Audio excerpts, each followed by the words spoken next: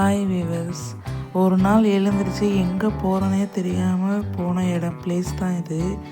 போகிற வழியில் பார்த்தா பொரி உருண்டை, கரெக்டான லஞ்ச் டைமு.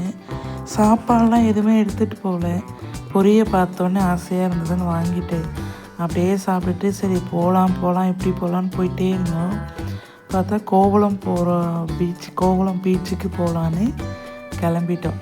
பார்த்தா இங்கெல்லாம் தண்ணியெலாம், அதாவது நம்ம சொன்ன வயல் மாதிரி தண்ணி அங்கங்கே நின்றுட்டு இருந்தது.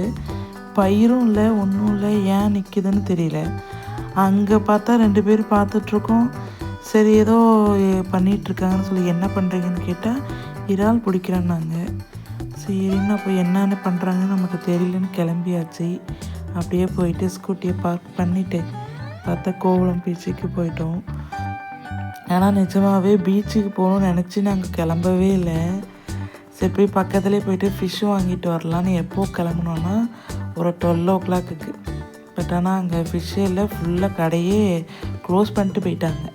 அந்த டைம் ஆகிடுச்சு. சரி என்ன பண்ணுறது, ஜாலியாக போகலாம் அப்படின்னு சொல்லிட்டு கிளம்பி போயிட்டு பீச்சுக்கு போனால் அங்கே டாய்ஸ்லாம் வாங்கி ஸ்ரீகிரி விளையாடிட்டு இருந்தார்.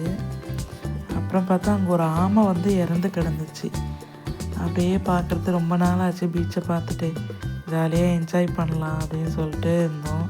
ஆனால் மேக்ஸிமம் பீச்சுக்கு போனால் போயிட்டு தண்ணியில் நனைஞ்சிட்டு வர்றது அப்படிலாம் ஒரு ஐடியாவே எப்பவுமே இருந்ததில்லை.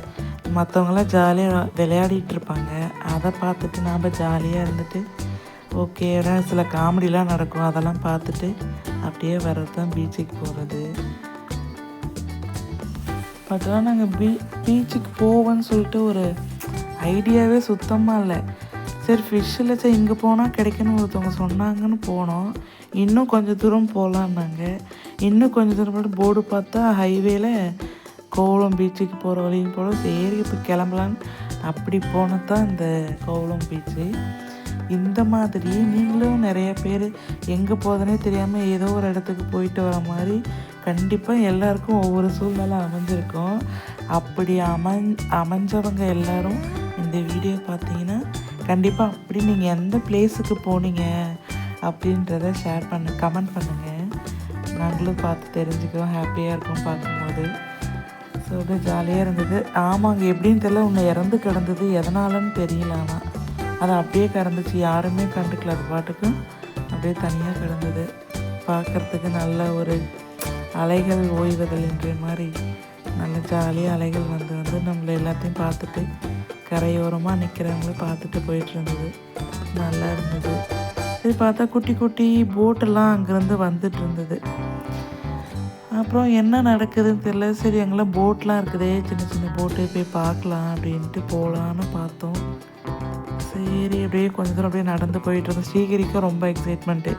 தண்ணியில் அவருக்கா வீட்டிலேயே ஒரு ட்ராப் தண்ணி பட்டாலும் ட்ரெஸ்ஸு மாற்றணும்னு சொல்லுவாங்களா, அங்கே தண்ணி ஈரமாயிடும் வேணாம் அப்படின்னா அவ்வளோ பேர் அங்கே ஈரமாக நிற்கிறத பார்த்துட்டு என்ன நினச்சான்னு தெரியல ஸ்ரீகிரி. நானும் பார்த்தா நாங்கள் யதார்த்தமாக என்னது ஃபிஷ் வாங்குறதுக்கு பேகை மட்டும் எடுத்துக்கிட்டு போனோம், ஒரே ஒரு வாட்டர் பாட்டில் தண்ணியோட. இப்படி போய் பீச்சுக்கு போயிட்டு நம்ம ட்ரெஸ் மாற்றுற மாதிரி விளையாண்டா என்ன பண்ணுறது ஈரமான, அதனால் வேணான்னு சொன்னி பார்த்தா அப்புறம் காலை மட்டும் நினச்சிட்டு சரி ஆசைப்படுறான் காலை மட்டும் நினச்சிட்டுன்னு சொல்லிட்டு ஸ்ரீகிரி கால் மட்டும் நினச்சிட்டு வந்தார். அப்புறம் எங்கள் போட்லலாம் பார்த்தா நிறைய பேர் திடீர்னு ஒவ்வொரு போட்டுக்கு பக்கத்தில் நிறைய பேர் நிற்கிறாங்க. அப்போ நிறைய பேர் அங்கே தண்ணியில் விளையாடிட்டுருக்காங்க. என்னடா நடக்குது, நிறைய போட் இருக்குது, டிராக்டர் இந்த பக்கம் போயிட்டு வருது. இவ்வளோ போட்லாம் நம்ம பார்த்ததில்ல, இப்போ தான் பார்க்குறோம். சரி பார்த்தா ஃபிஷ்ஷு, சரி கடலை எப்போ பிடிச்சிட்டு வந்ததை வச்சு விற்றுட்ருக்காங்க அப்படின்னு நினச்சி தான் போய் பார்த்தோம்.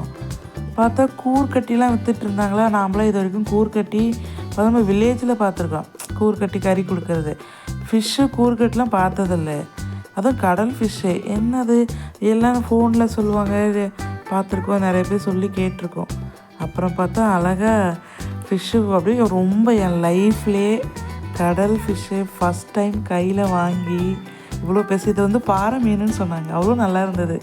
அப்படியே அந்த செதில் எல்லாம் முறை பார்க்குற. வில்லேஜில் நம்ம ஆற்றுல ஏரியில் பிடிக்கிற மீன் அது வேறு, ஃப்ரெஷ்ஷாகவே செஞ்சு சாப்பிட்லாம். ஆனால் கடல்லையே உள்ள மீனை ஃப்ரெஷ்ஷாக ஃபஸ்ட் டைம் ரொம்ப ரொம்ப எக்ஸைட்மெண்ட் ஆகிட்டு ஜாலியாகிட்டேன். அப்புறம் வாங்கி அதை கட் பண்ணி எடுத்துகிட்டு பசி எடுத்துருச்சு, 5 o'clock ஆச்சு. அப்படியே கொஞ்சம் வாங்கி சாப்பிட்டு கிளம்பிட்டோம். இந்த மாதிரி ஒரு அனுபவம் வந்து லைஃப்பில் ஒரு ஃபஸ்ட் டைம். ஆனால் மெயின் எனக்கு ஃபிஷ்ஷு கிடச்சது தான் எனக்கு அவ்வளோ ஹாப்பி, மறக்கவே முடியாது. நம்மளோட வீடியோஸ் நிறைய பேர் பார்க்குறீங்க, பார்க்குறவங்களுக்கு நன்றி. ப்ளீஸ் சப்ஸ்கிரைப் பண்ணுங்கள். தேங்க்யூ.